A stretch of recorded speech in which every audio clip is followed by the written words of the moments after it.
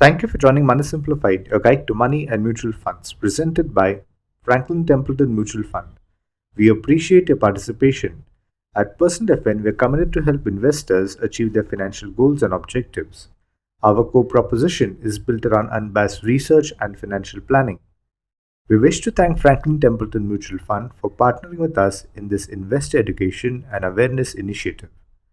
Welcome to this special series on life goals brought to you by Money Simplified, your guide to money and mutual funds.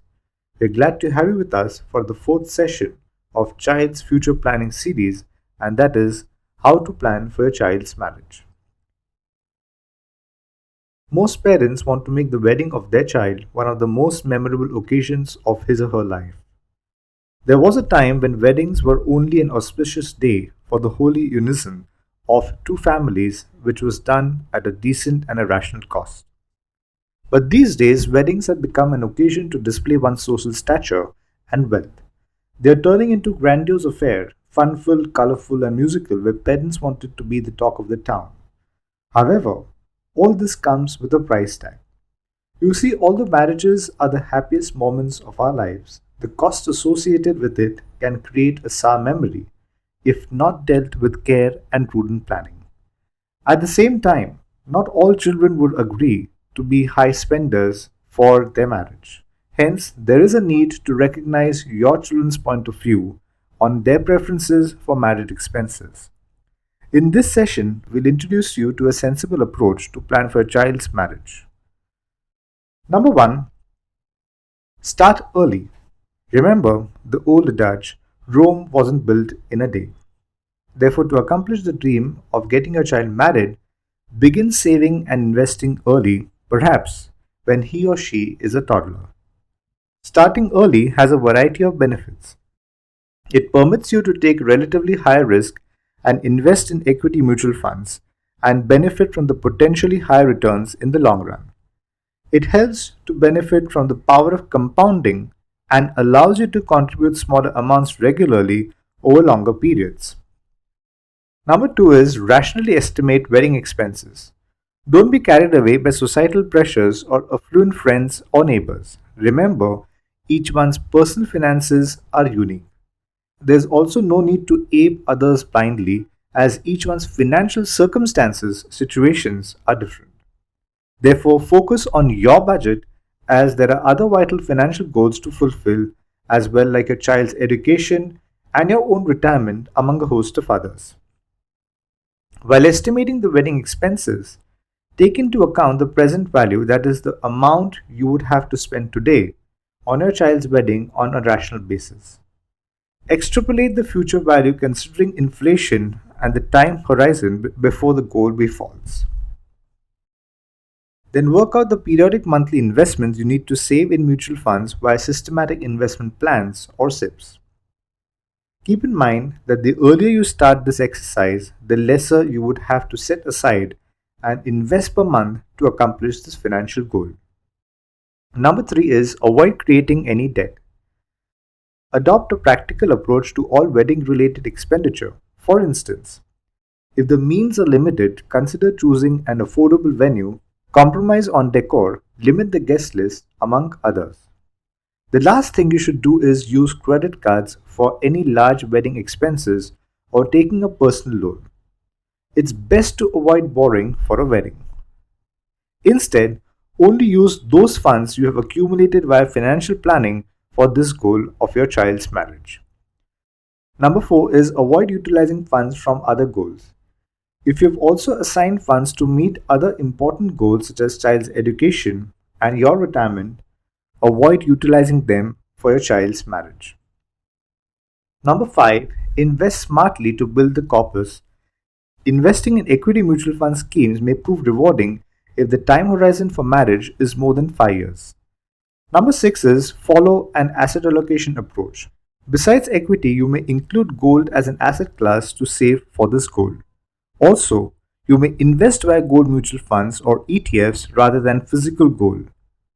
As the goal nears, you may rebalance your investment portfolio gradually towards fixed income or debt instruments as depicted by the table here.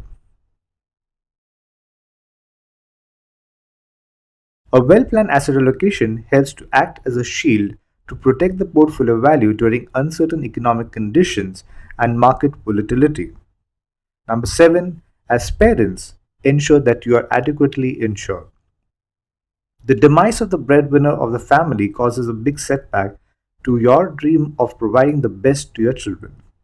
Therefore, as parents, ensure that you are adequately insured. Number 8, pure term life insurance plans may be considered to indemnify risk to life for the cost to benefit they offer. Likewise, optimally insure for health, as not having an adequate Mediclaim cover or not having one altogether can potentially derail your financial goals if medical emergencies arise. Here's a case study.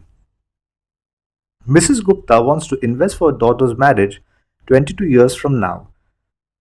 At today's cost, the marriage cost would be around rupees 10 lakh.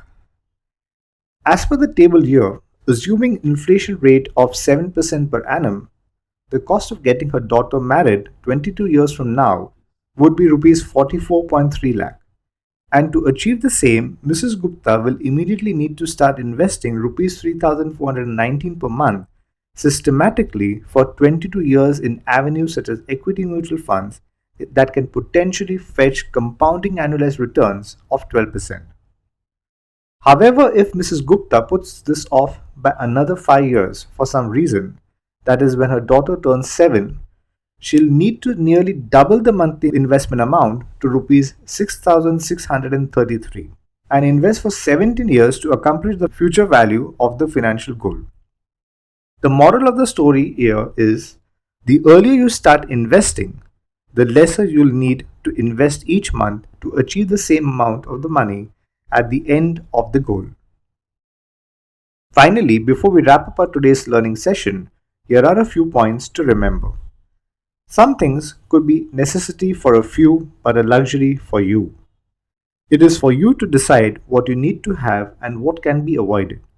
Stay away from mimicking and instead focus on your budget or personal finances in order to avoid debt and jeopardizing your family's finances.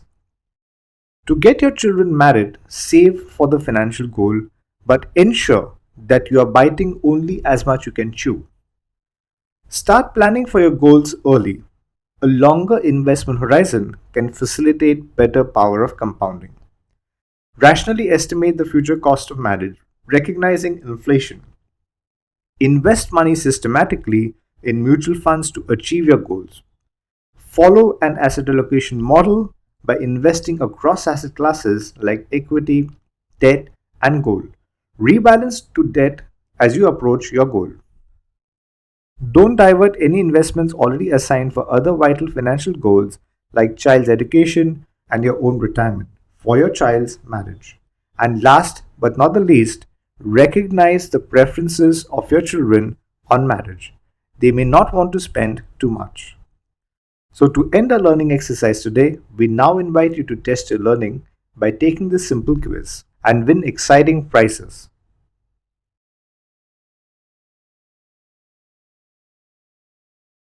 Thank you for participating.